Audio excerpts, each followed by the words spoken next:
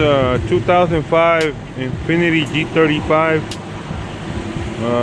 code I think P0740 crankshaft sensor. We're about to change both of them. How you guys doing? Welcome back to the channel once again. I'm hoping you're having a great day today and everything you try to accomplish this year, it becomes into reality. Welcome back to the channel. Mad shout out to the Turner Squad like always. I'm hoping you guys are having a great day. Today we're gonna change 2 crankshaft sensors. When you have this particular problem, sometimes one of them is bad, but in this case I would recommend you guys to change both of them so you don't do double work and you don't have to worry about it later. So yeah, stay tuned, we're about to change it. So most of the G35s, they have this engine. It's called the BQ35DE.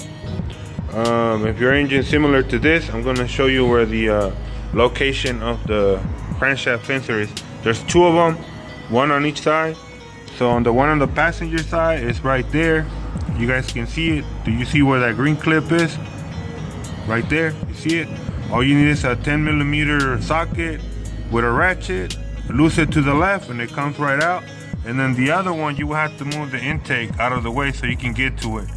Also, it's not hard.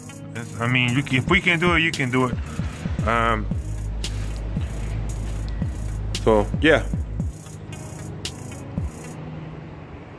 All right, now that I remember what I was going to tell you guys, that this is bank 1 right here. And this is bank 2, and there's another one also in the bottom of the car. It's hooked up to the transmission. That's another crankshaft sensor, but that's for the transmission. So what we're gonna change right now is this one right here. This one's the one that's not good. So we're gonna get to it. Remember, I don't own this car. This is a customer's car. He brought it last week so we can fix it, and he just brought the parts, so we're over here helping him out get the car going, while Joe here is removing the crankshaft sensor. I'm going to talk to you a little bit about this engine. So what happened with this car was, what happened? It won't come out like that? No, I need the space. You need some space?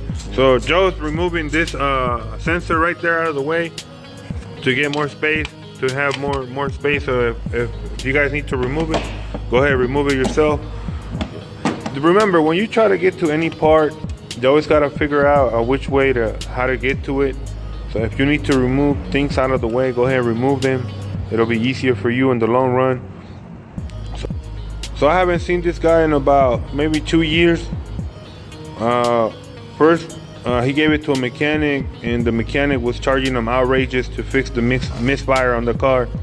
And he brought it to me, you know, and I was able to do a diagnose. At that time, I didn't charge him for the diagnose, but I started taking my time. First thing I did, you know, I tested all the coils. I took one at a time, all of them out, and I figured that there was nothing wrong with the coils. So the next thing you need to do is go inside the spark plugs, take out the spark plugs. And when I was checking the spark plugs, I noticed that the spark plugs, all of the spark plugs were loose inside the engine. So that's what was causing the misfiring. And at the time, he didn't want the car anymore. He's gonna sell it to me. But I gave him an offer, and then when he found out that I fixed the car, he didn't want to sell it to me anymore. So he went and paid me for whatever work I have done to the car, which I was okay with it, because, you know, this car is red, you know, red color, you know, it's not that's not my color, you know. If you guys been following my channel, my favorite color preference is black, blue, and gray, or silver. And I'm not really a big of a fan of a red car, so that's another reason why I didn't buy it. But then I searched in there and found out the spark plugs were all loose. So I tied them, put them together again. I recapped them, and then I put it all together, and then I crank it up, and little that you know, the car went back to normal throttle. It was like it was firing the proper way, and I took it for a test drive and I fixed it for him. So he brought it back this time to replace the crankshaft sensors. So that's what we're doing right now.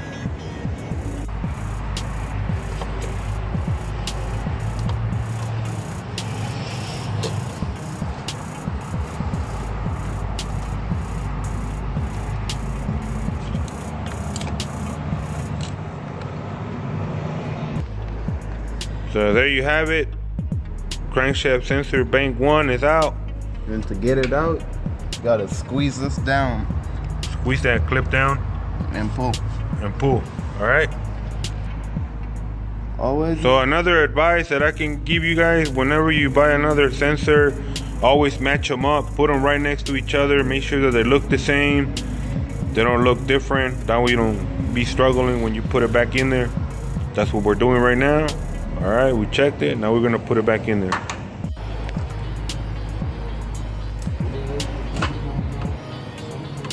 Oh well, I guess that bit just comes off of there. Maybe time this shit right here.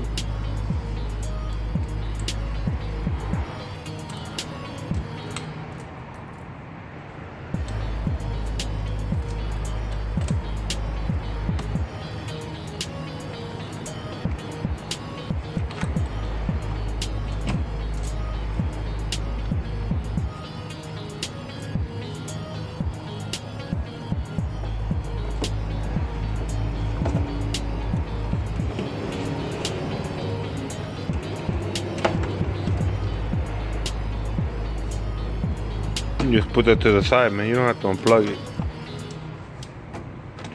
There you go.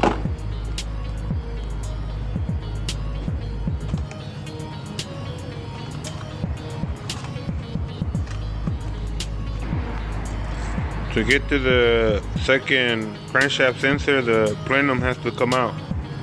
So all the 10mm bolts have to be removed. We're trying to see if we can get around to it, but there's not much space back there.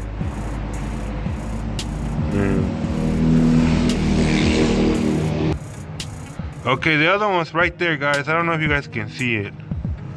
I can see it from here. It's right there. Let me see if I can get. There's a bunch of stuff on the way. That's why I can't show you guys. But it's right there. If you follow that right there, straight ahead, right there, where my finger's pointing. Anyways, we're gonna remove the plenum. It's all 10mm bolts. Okay? We'll be right back.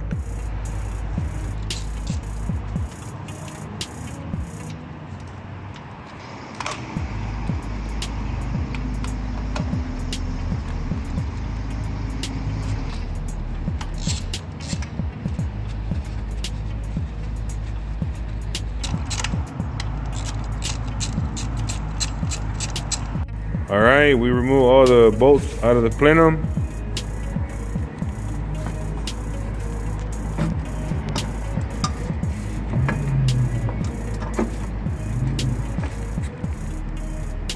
Yeah, you're gonna have to remove that hose. Yeah. That one, this one. Yeah, I know, I'm looking. Remove that hose out the way. I'm gonna remove it from right here, so it's easier to put that shit back.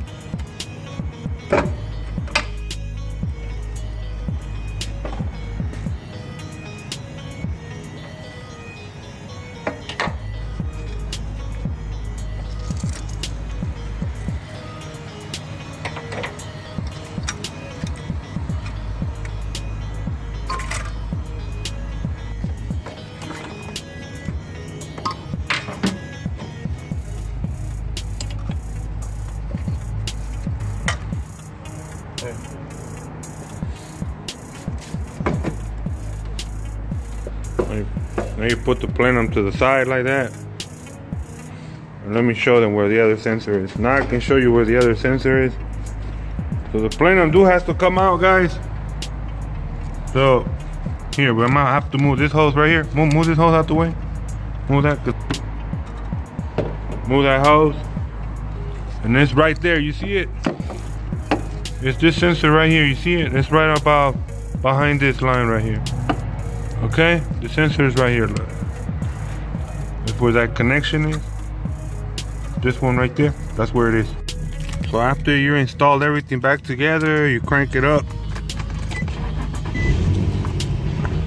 Seems to idle fine. I already took the check engine light out. If you don't have a scanner, you can always unplug the negative cable, and it'll come out the check engine light.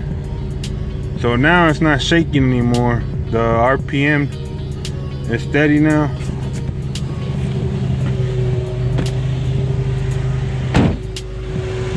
So just put everything back on,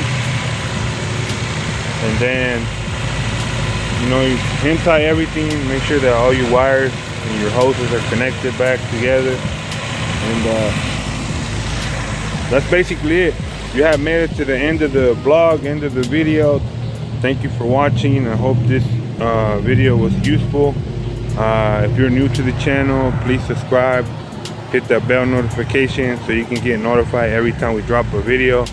And one more thing, I want to say rest in peace to Kobe Bryant. Sad tragedy that happened on Sunday. I'm gonna keep his family and my family in prayers, and also want to send a shout out to the Turner squad. All right, then, we out. Peace. High Life Tuners, baby.